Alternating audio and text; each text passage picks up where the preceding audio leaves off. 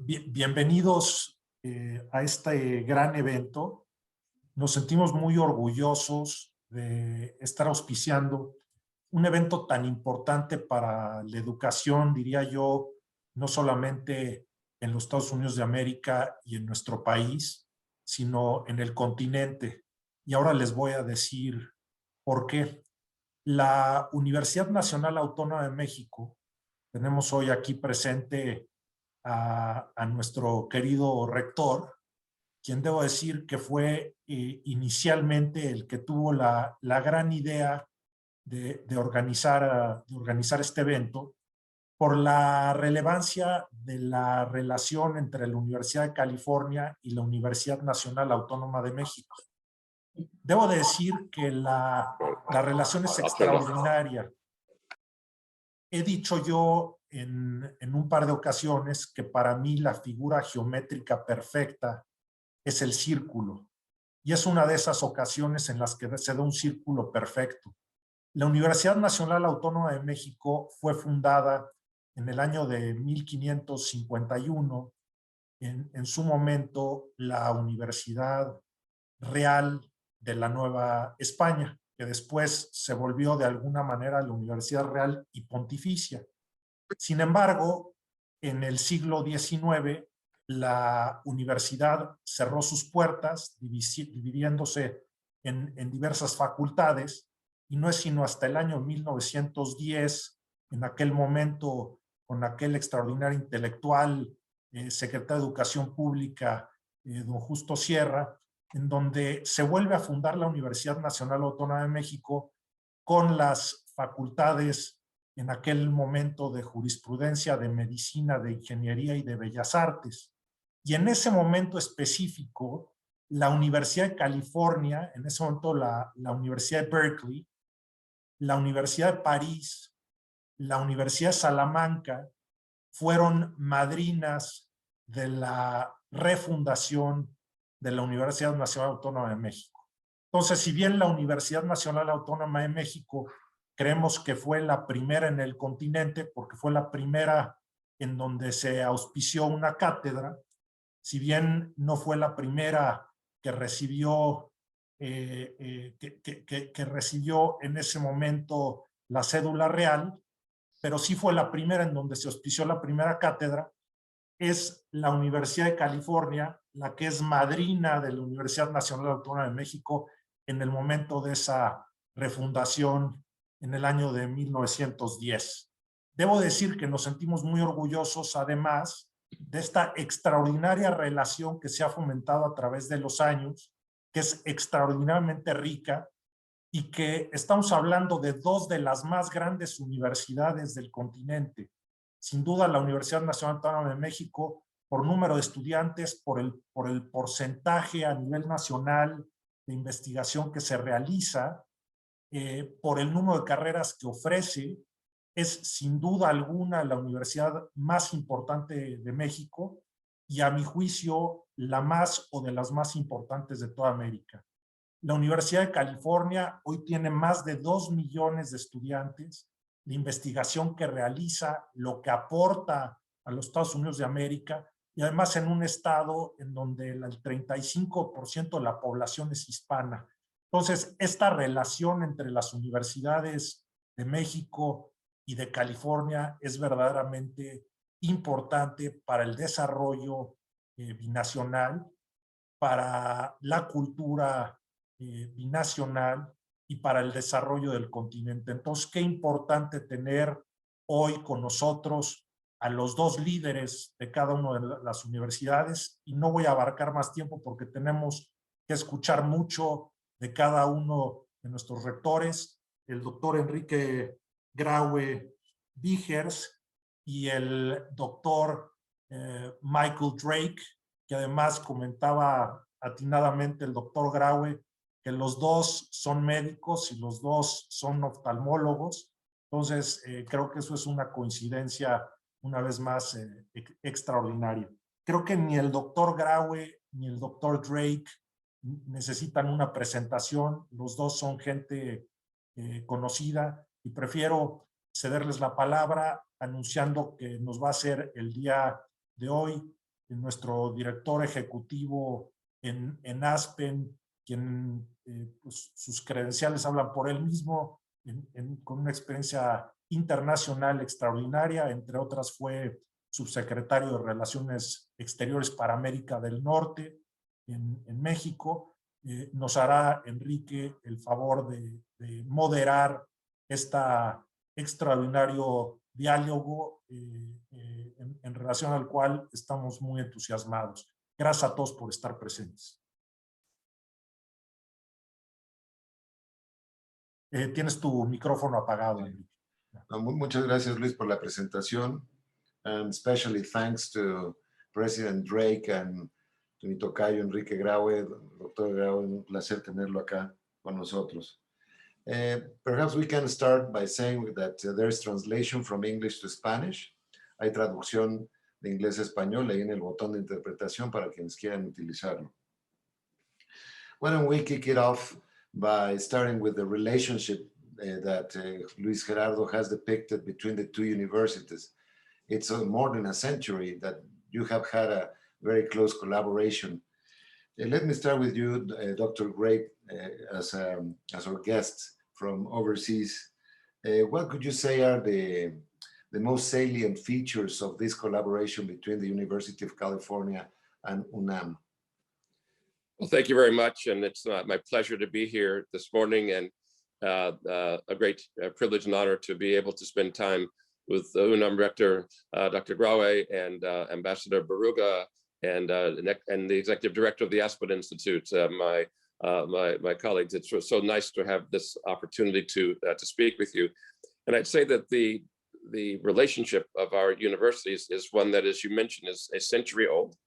And it began really in many ways the two most important public universities in our respective countries, working together from early in the 20th century to collaborate in so many ways in research and partnerships, in students exchanges, in joint initiatives.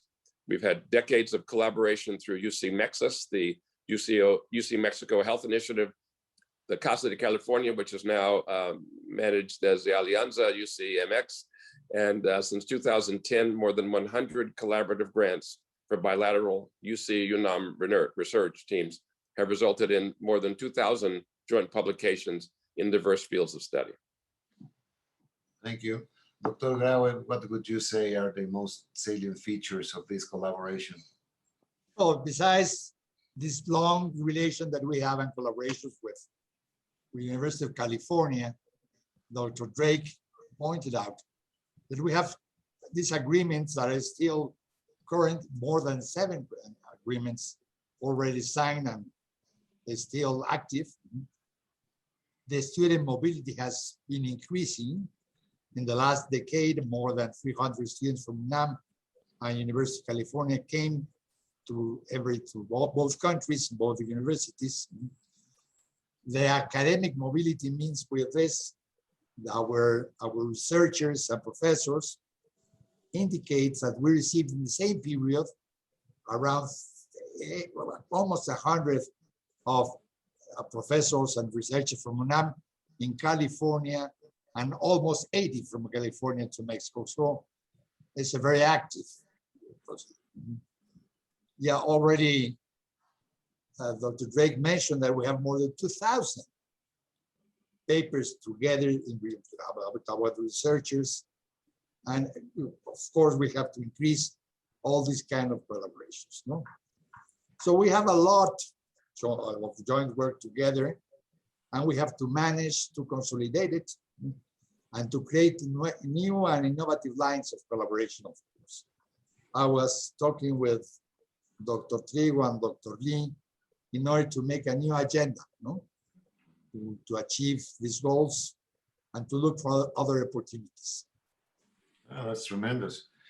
Keep us posted. Please let us know what's going on and where is it moving. As you know, this dialogue has created lots of curiosity about the future of universities as such. The world is changing very rapidly and in a very awkward way, should I say. Yes. How would you assess the future I mean, what should be the role of the public university in this age and time, Dr. Drake? Yes, well, I think our whole world is changing in ways that we must contend with, and in many ways are shocking. This current year and the last year, the years of the pandemic have showed us so much about how we are vulnerable as people, and also, I think so importantly, how we're all connected as a world community. It's not one country, one region, one state. It's really the whole world that is connected. And so that's one thing that we've seen. And so we have to make sure that we continue to learn how to work together as a world community as we face the future broadly. For education, I'd say that the biggest changes that we've had in the shockwave sort of change has been to go from in-person to virtual learning as the predominant mode this last year. Most of our classes, most of our students, by the tens of millions from all of our education, have gone to learning virtually. We in the fall will be returning to mostly in person. That's our goal to do that, but it will be different. And I think the future will always be different with a mixture of the in-person and the virtual. My last comment about that, and this I think speaks to our collaboration, as we go from the in-person to the virtual or to a hybrid, I think the opportunities for us to collaborate, UNAM and the University of California, for instance, those opportunities will actually increase. We are able to collaborate today virtually, and I think that we'll be doing more of that in the future. Yes, of course. Dr. Graue, I understand that you ran a very ambitious exercise called UNAM 2030 or something like that, which is like the vision for the future for the university. What would be the main, say, conclusions or results of that research or that exercise? Let me just start with saying that the beginning and development of this 21st century has been very complex and vertiginous. I mean, last year, as Dr. Drake mentioned, has been a real goal to achieve long-distance education. But we know that our societies face structural and historical problems as well as new challenges. Since its origins, our origins, the university serves the common good of their communities through the transmission and generation of knowledge. This role is now current and vigorous. However, today, more than ever, higher education institutions have the inescapable commitment to education and to the material, environmental, and emotional future of new generations. And this is in areas that we face. Demands a commitment to reach equity in our communities, to improve education, and to innovate with new approaches and imagination. I would say that in summary, the universities must safeguard their historical memory and to stimulate the will and creativity of new generations to build a better world. Moving from the educational as such, or the academic side, strictly speaking, to the research area, do you see any movements, any changes, any challenges that are very, say, visible for the next decade or so, Dr. Drake? Yes, I think that as we were saying, my colleague has said that the real opportunity for us to kind of envision or imagine the future has changed because of the circumstances of the present. And we've learned how to, in fact, work together while being apart. And one of the things that has happened with research and all of our research careers is we've had good colleagues in different places around the world and different places around our various countries. And now actually it is quite easy for us to get together, more easy for us to get together, more facile for us to get together to collaborate on an ongoing basis. So I think that there will be improvements in our ability to collaborate with distant colleagues on a variety of projects. And I think that should be a positive thing. So it's easier to share knowledge today than used to be, right? I think it's easier, and it's a constant. You know, yes, there's some fear I have to that, but I think it's much easier, and it's a constant. How about UNAM, Dr. Graue? Do you see changes in an evolution on research, the way it's been done for the next decade or so? By all means. I mean, this is a clear example of it. Research, we have learned that research can also be done in distance, you know? Working collaborative with different fields and universities have reported very good results. As a matter of fact, we were reviewing the other day that publications in this last year had an increase. Probably one part of it is, I'm sure, because the collaboration was accomplished between researchers, you know? And we have to face, in many other ways, the main challenges that face the humanity faces, you know? Higher education, of course, research, technological development are clear examples that universities have to contribute to spaces for the construction of well-collected being. I mean, we have to, I think also the university has a relevant task to communicate clearly, not only through support and dissemination of scientific knowledge, it's possible to understand the global dimension of challenges that we face nowadays, such as climate change, which demands comprehensive and urgent solutions.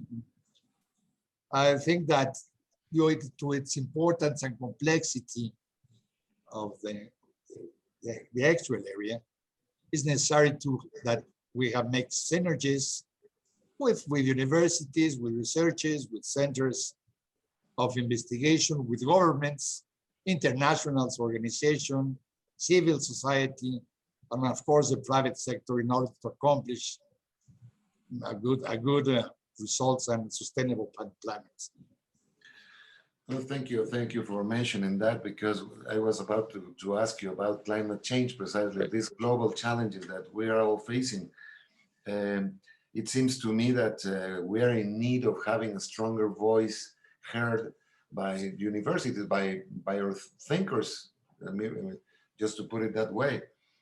How do you see the role of universities in global challenges like the recent one we just had with the pandemic, or climate change, which is a classic example of collaboration? Would you like to jump in, Dr. Graue, or? No, well, I was starting to talk about it. No? It's our responsibility to create this consciousness about the problem that we face, the importance of collaborative work on it, to elevate the voice in order to achieve accomplishments, and to create, of course, this new society that we need in order to avoid destroying the planet. Raising awareness is a crucial question here, of course. And who best to do it than people who are skillful and knowledgeable about these matters? In that score, what do you do at the University of California in order to sort of put into scene the most relevant issues of the world? Well, I will just again echo what my colleague Dr. Graue mentioned about climate change as an existential threat really to the planet. And we see our responsibilities as research universities in several ways. One is to do the research to discover the new knowledge that will help us to move forward. I think that is going on in our laboratories as we speak. We convene people and perspectives from all over the country and all over the world to discuss the circumstances that they're facing, so we can broaden the view that we have of how this climate change is affecting us and those things that we need to do in order to allow people to continue to fulfill their human potential.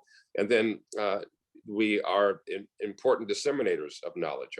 If our two basic functions are to create knowledge through research and to educate, the education is the dissemination of that knowledge. And we think of education that takes place within the walls, our intramural education of our students, of our those who come to us to learn, but also of our broader communities, of our politicians and political leaders, and of the broad citizenry of the world. So these things are things that we do in collaboration on a continual basis.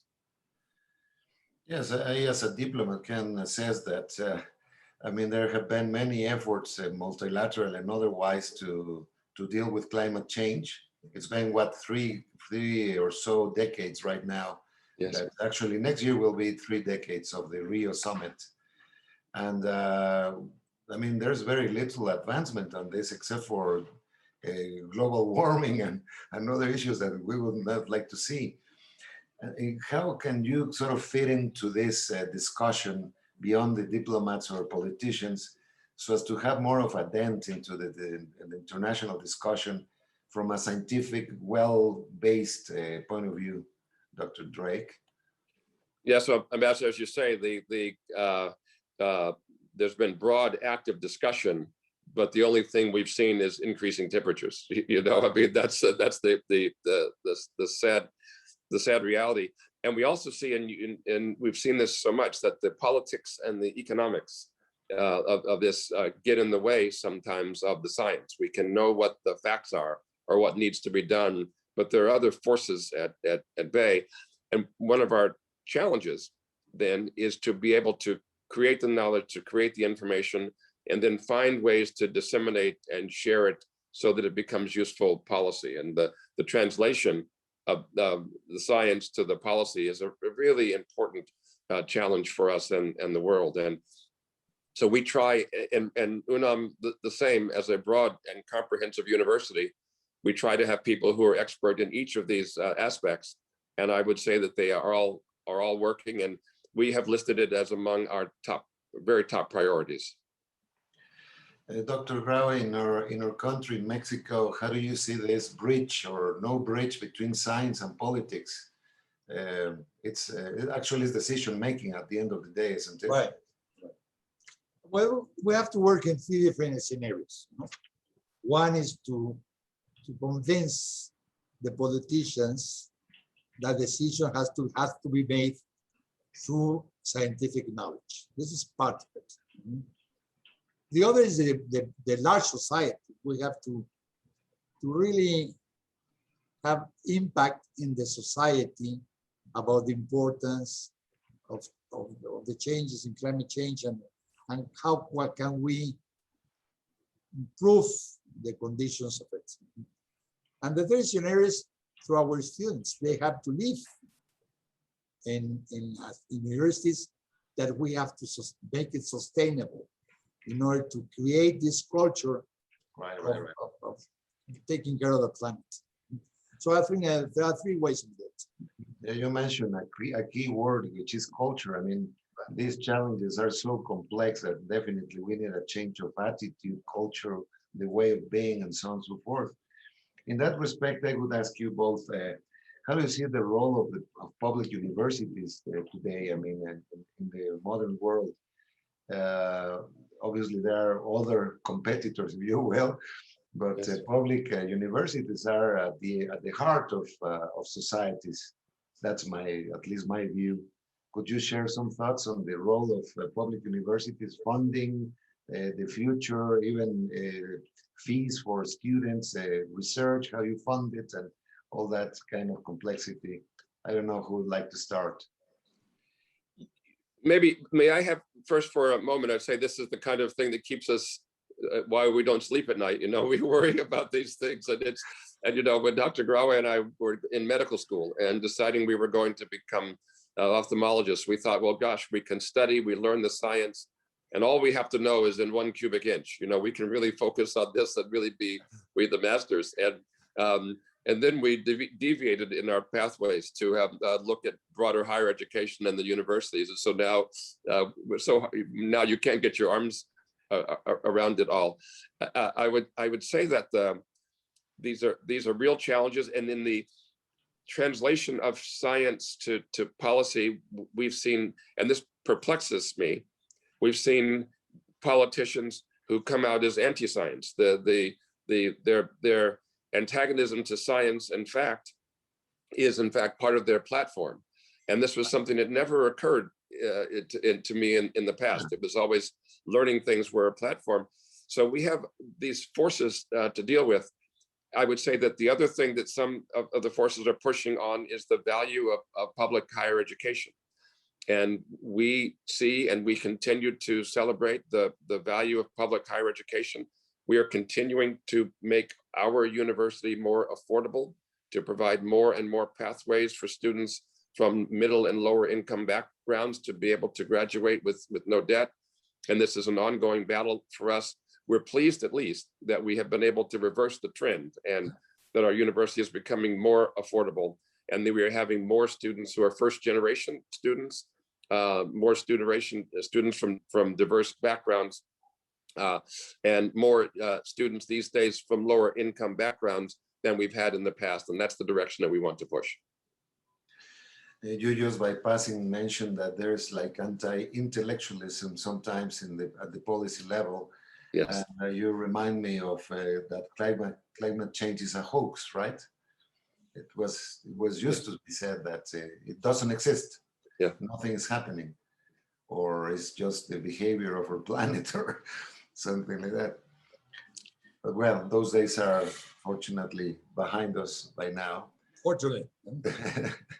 Dr. Graue, how do you see the role? I mean, the center, UNAM is at the center of thinking, at the center of public debate, at the center of research in Mexico, and there's no match really. I mean, the second place is way, way behind. How do you see the role of UNAM as such, the most salient university, perhaps in Latin America?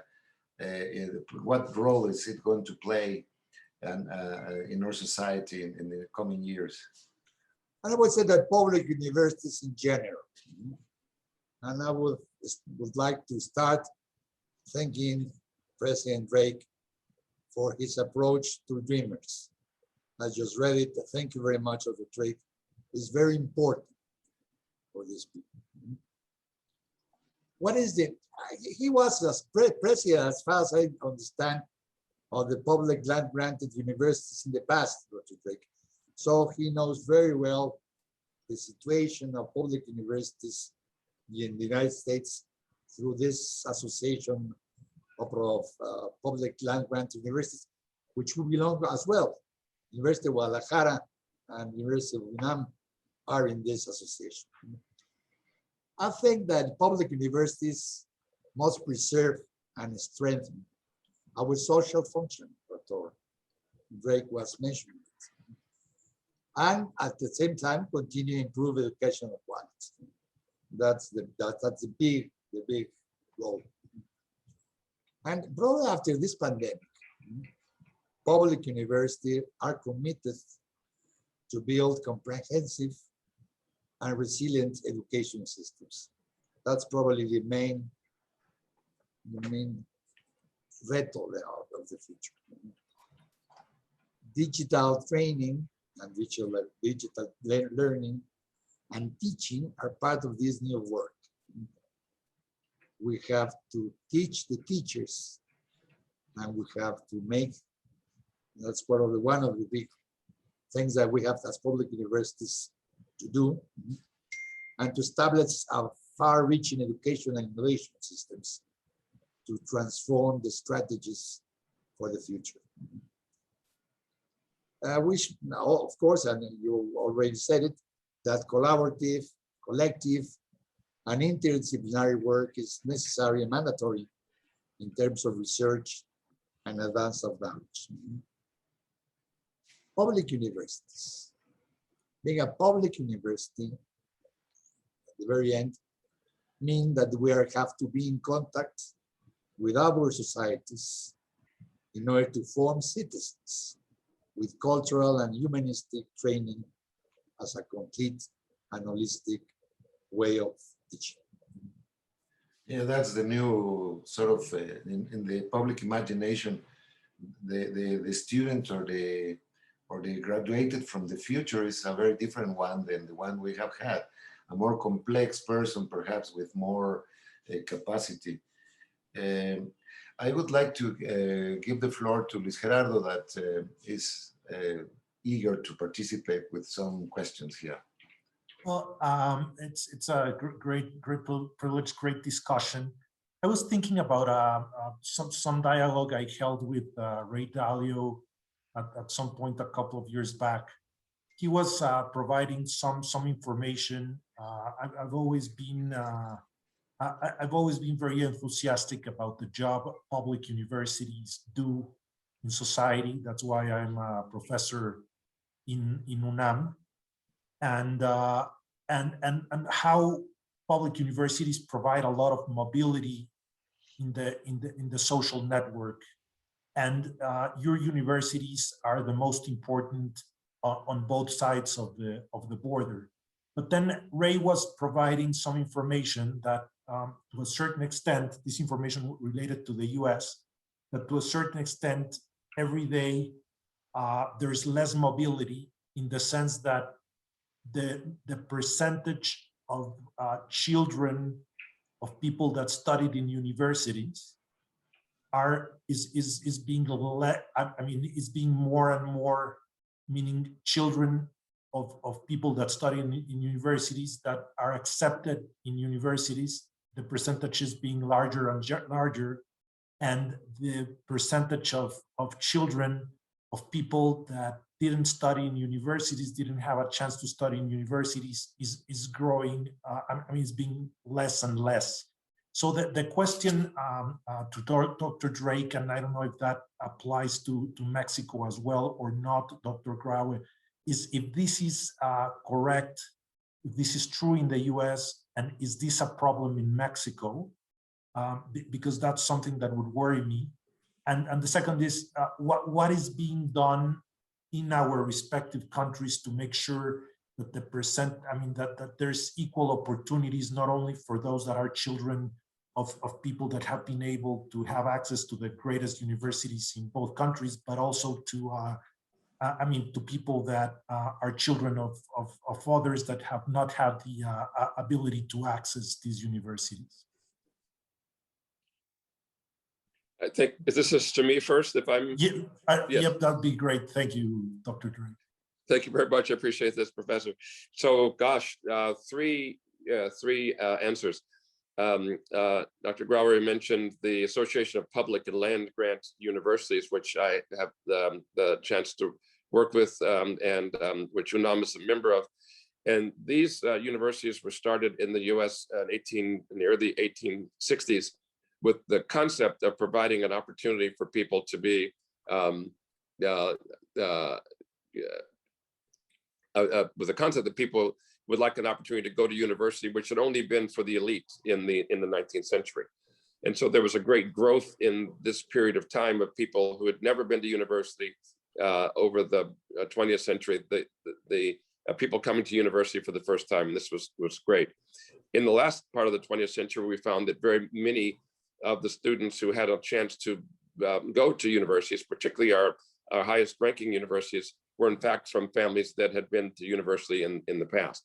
And we began to work with Dan Porterfield, in fact, on a program to expand the access to our best universities of people who have not gone to university in the past, and to increase those numbers.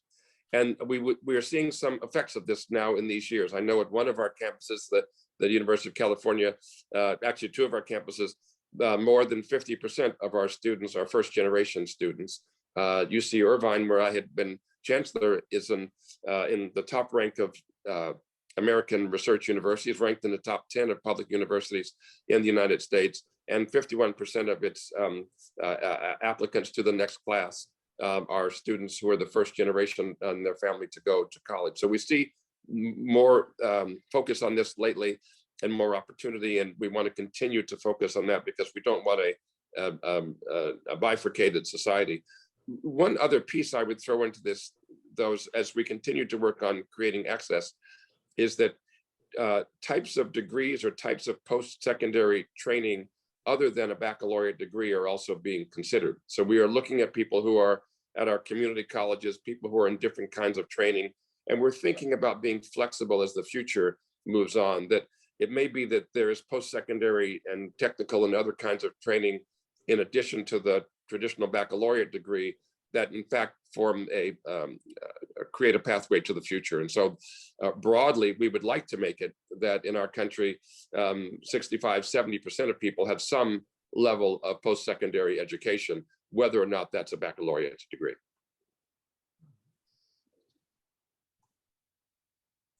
Is this a problem? Yeah. Is this a No, it's problem not in Mexico? Of course, it's a problem in Mexico, no? Mhm. It's not as difficult, or it's a great problem if you compare it with other countries in Latin America. But still, at the UNAM, let me just give the numbers, 70% of our students belong to classes, social classes, which have economical problems. And also 7 of every 10 students are going to be for the first time in higher education. But still, we have to improve as country. 70% of education in Mexico is public in higher education, and 30% of it are private. So we have to increase the possibility for public universities to grow. In the case of university, almost 90% of the budget comes from the government.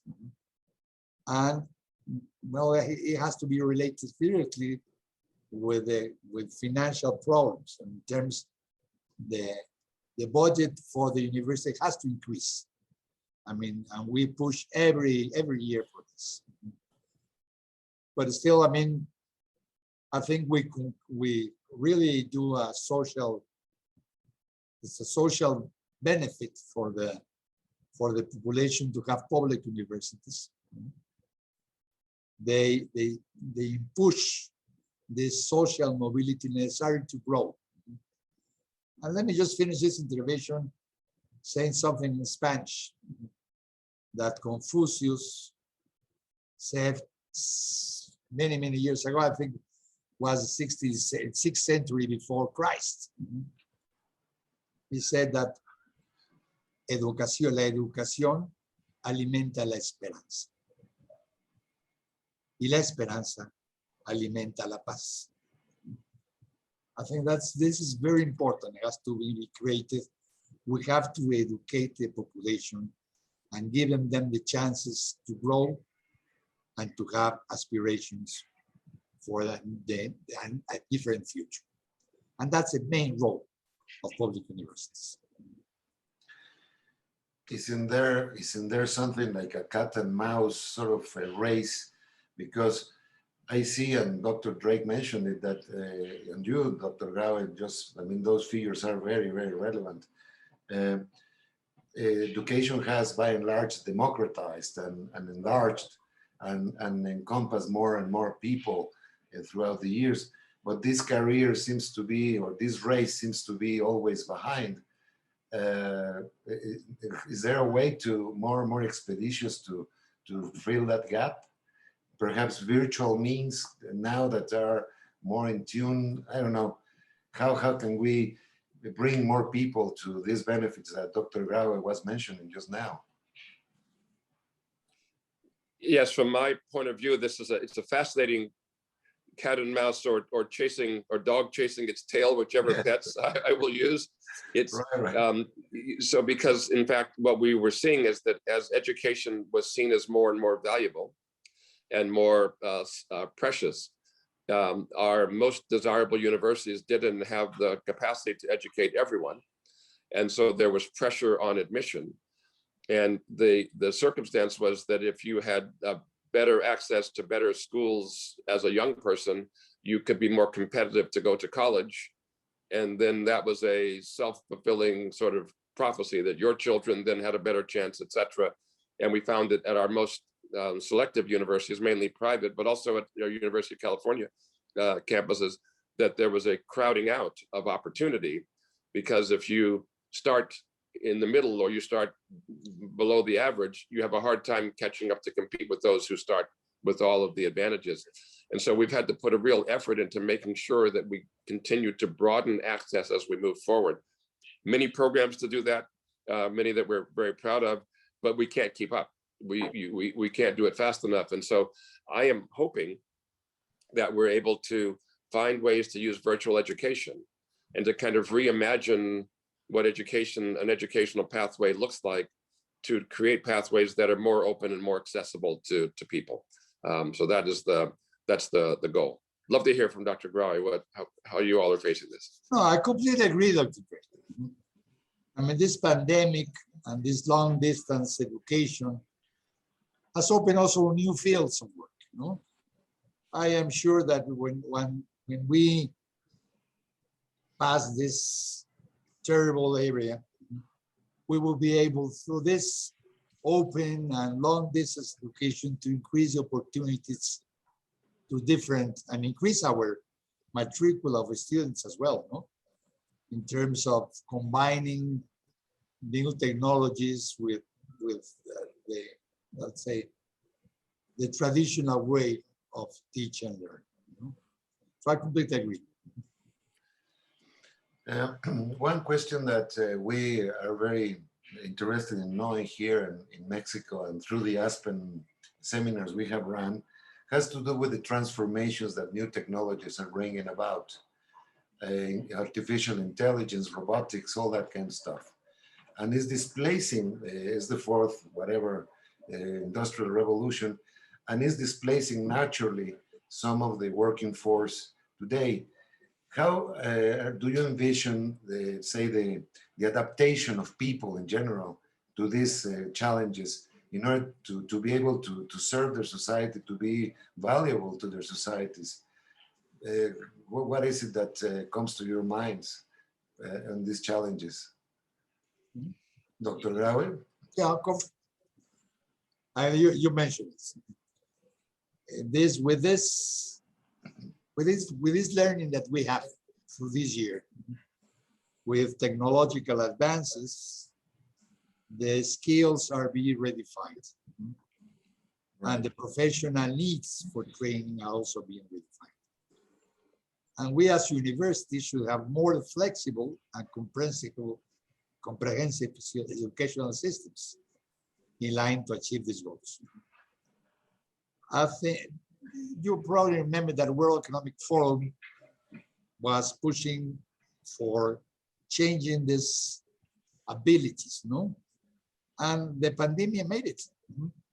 We know that we can work remotely and efficiently. We know that we can now make our students more collaborative. And we know, and we have made it, to speed up digitalization and artificial intelligence. So this new model of education must provide these abilities for the future, and with it, will give equity of opportunities to all our students. And I will insist on this. One of the main items is to teach the teachers how to do it, and probably that's the main problem we have to face in the years to come. Teach the teachers, yeah, that's a very, very important issue, of course, yeah. Dr. Drake, how do you see it from the other side of the border? Well, I say, oops, let me make sure I'm not great. I see I've noticed these challenges, and with things from AI and artificially assisted thinking have really changed the things that we're doing in this country.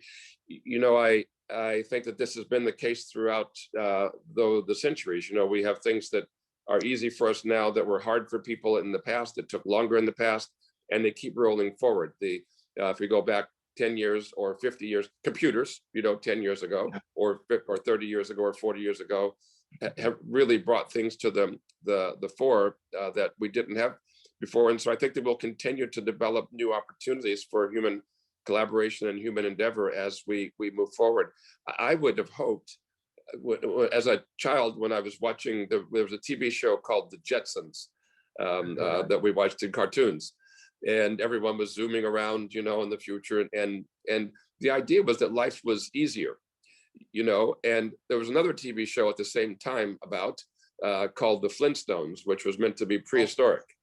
And you know, if you think about it, the problems that they were dealing with were maybe pretty similar. You know, it was all about family and people. I'm hoping that through artificial intelligence, through support in decision making, that we can all make better decisions, that we can move to a safer and more inhabitable world. But it takes still the human interaction and endeavor to make these things happen. In this country, as we're seeing about the concept of moving away from fossil fuels, from coal and mining and things like that as a source of energy, moving to green energy, that's a transfer of jobs rather than an elimination of jobs. And what we have to do is to continue to push forward in that way. I love the cartoon metaphor that you used, because at the end of the day, yeah, the predicament is about the same. You know, not so different. It's a matter of adaptation and a number of things. But how to steer that adaptation, perhaps that is the big challenge. We did run a survey here, or a seminar here in Mexico about careers of the past and careers of the future. We were actually asking the experts what they thought careers that are going to disappear or suffer a major transformation, and what are the careers that will emerge. Let me start with Dr. Graue. How do you see this future of careers? Are they going to change? You will have to learn accountability and then some other accounting, and some other issues in order to be competitive. How do you see that? The world is changing, and you can make some predictions, but you never know. Of course, there is a complete change of the labor market. You have mentioned it: financial, artificial intelligence, and so on.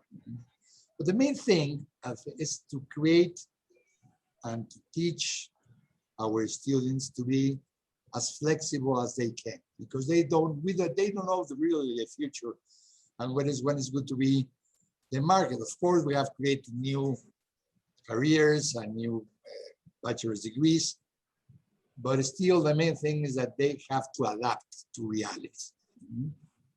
And to achieve that goal, it's very important for them, of course, to manage the disciplinary fields, but as well to have the ability to still grow, to change. There are many statistics about it.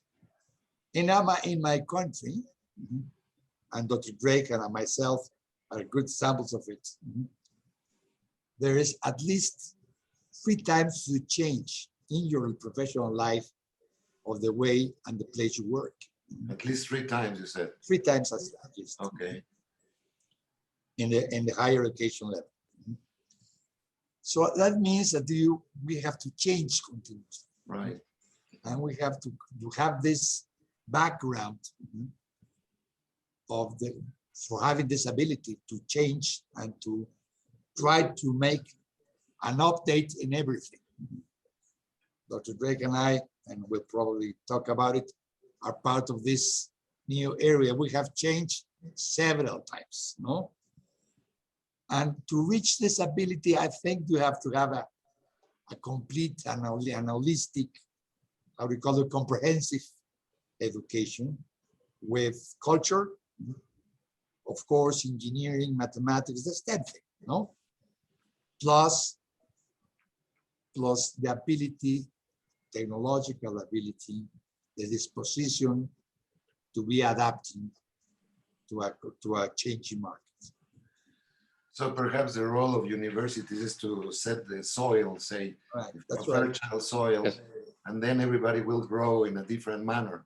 Right. But that brings about flexibility that you both have mentioned. Yeah, it seems very, very important that people can understand other ways of looking at things and adapt to the future as it goes. as we say in Mexico, paint the airplane and fly it at the same time, no? Or something. Yes. Yeah. All right. May I say just to Dr. Graue, just to say, you know, we haven't spent much time together, but I would bet that neither one of us as a teenager knew what was happening. And when we said, great, we'll go to medical school, we thought we would be a medical doctor with an office someplace seeing patients. We didn't say, well, I think I should be the rector of the largest and most impactful university in my country. That doesn't occur really to you. You don't even know of that as something to think about. And you flow forward in life and things change and opportunities happen.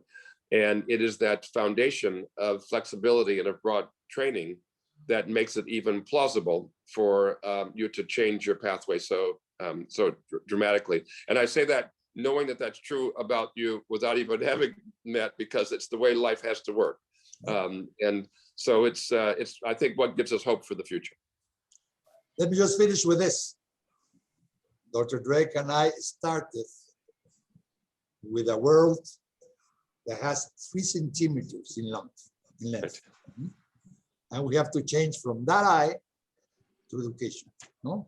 And that's really to be interested in what is going on in the world that surrounds us. That's one question that everybody has been asking us in the wake of, or sorry, in view of this seminar or this conversation between you two. That has to do with your training, how your background has so affected or influenced your decision making, being by doctors or physicians by training. How does it turn into their very difficult job of being a rector or president?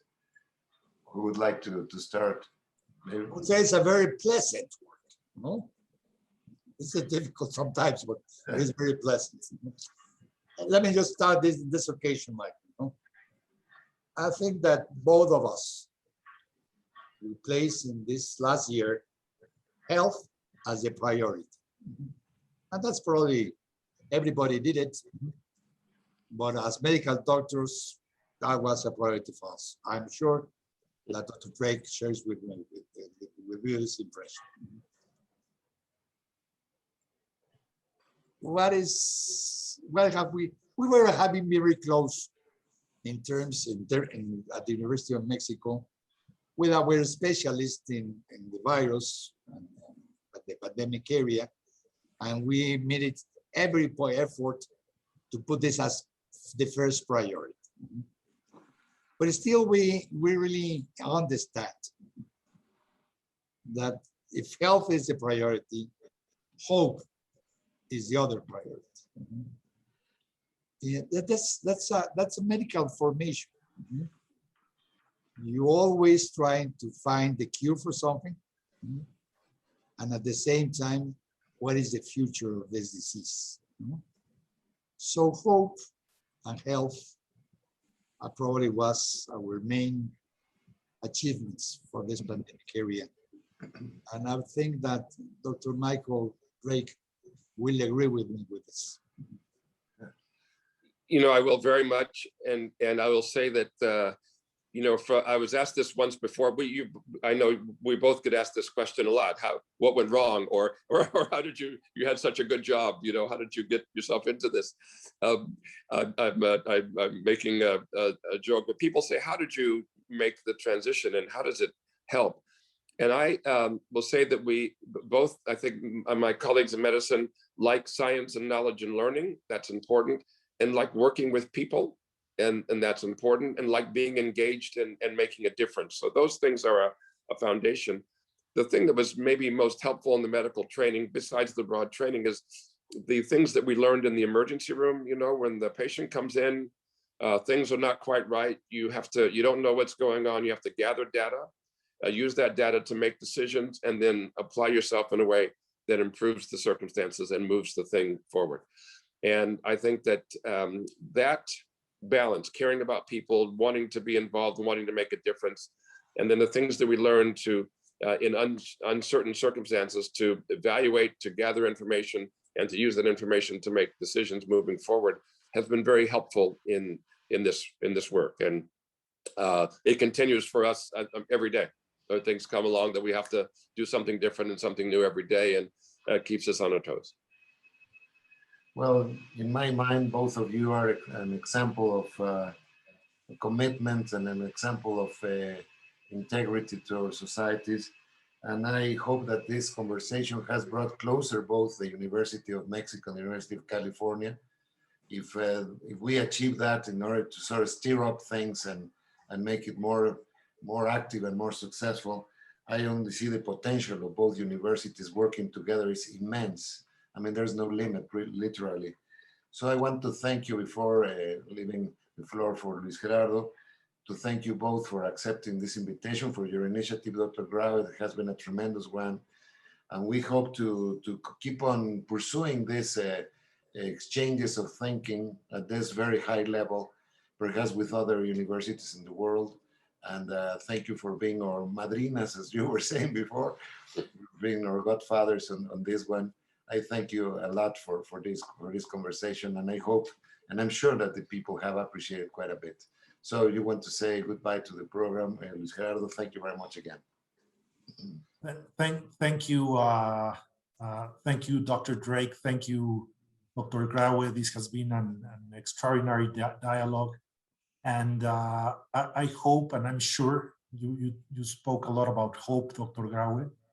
And I hope that the relationship of the University of California and UNAM continues strengthening to support the development of both countries.